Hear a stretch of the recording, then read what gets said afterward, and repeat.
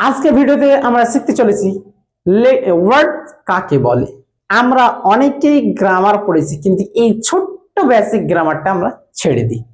তাই আমি ভাবলাম যে এটা অনেক টিচারই ভিডিও বানাই না, তাই আমি তোমাদের জন্য অবশ্যই এই ভিডিওটা বানিয়ে নিই। তো চলো বেশি কথা না বলে আমরা শিখি। দেখো, আমরা আজকে শিখবো ওয়ার্ড, অর্থাৎ ওয়ার্ড কাকে বলে। ইংরেজি গ্রামারে ওয়ার্ড কাকে বলে। ওয়ার্ড মানে হলো শব্দ। ওয়ার্ড মানে শব্দ। আপ বলছে হোয়াট ইজ ওয়ার্ড?